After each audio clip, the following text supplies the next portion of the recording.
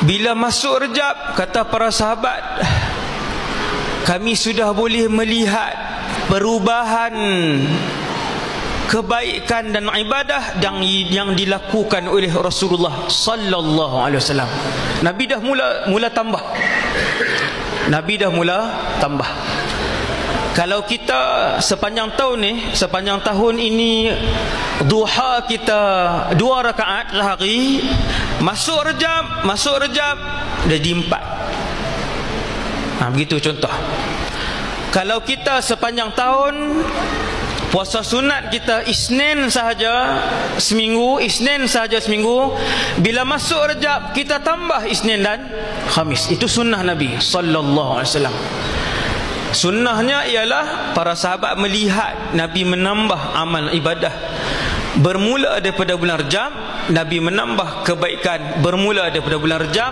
Kemudian dia yang paling akhir Nabi letak pada bulan Ramadan. Ramadan pecut. 1 Ramadan Nabi mulakan pecutan. Tuan-tuan cuba ingat daripada Ramadan tahun lepas punya sampai malam ni.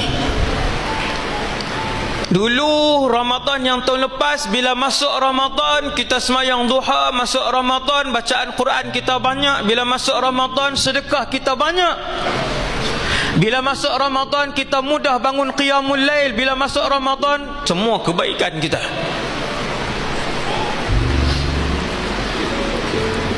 Kemudian habis Ramadan tinggal sedikit.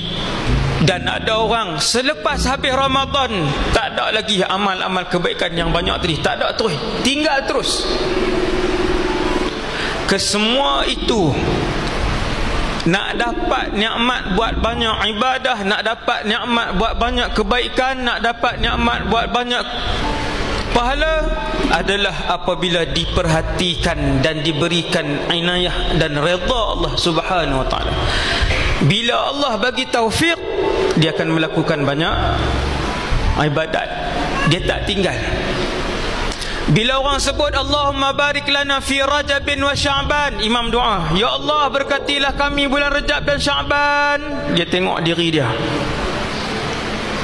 dia pun mula memerhatikan diri dia ni masuk Rejab.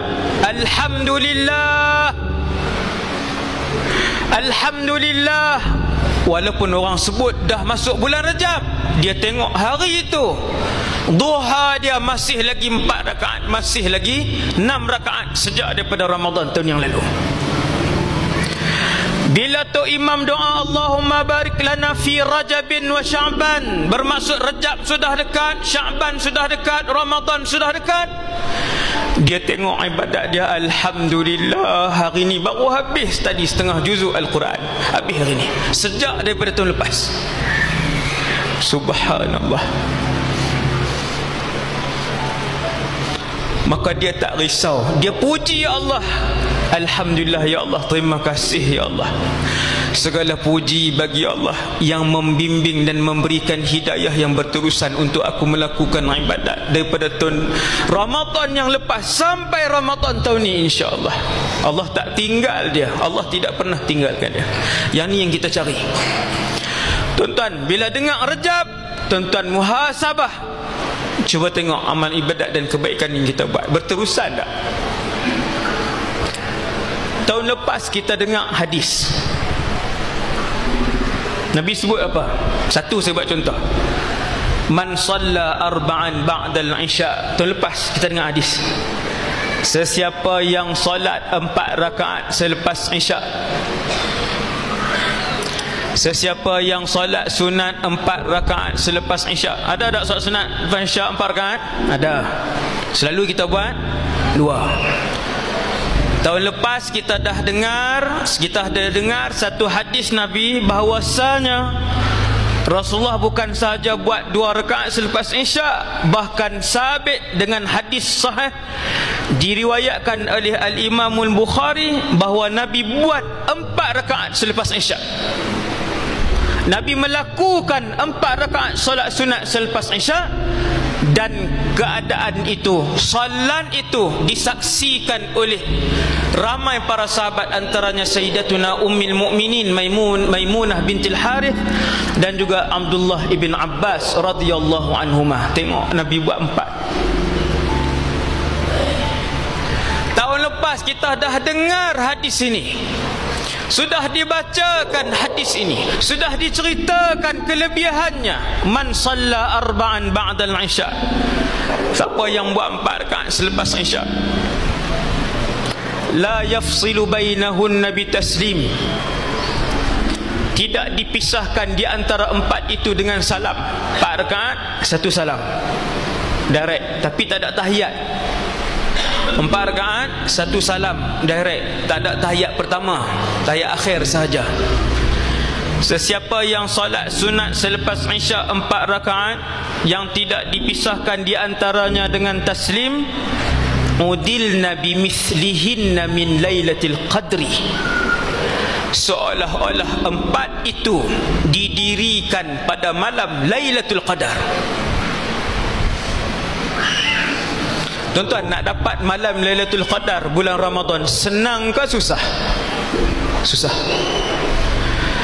Nak dapat malam Lailatul Qadar bulan Ramadan senang ke susah? Susah.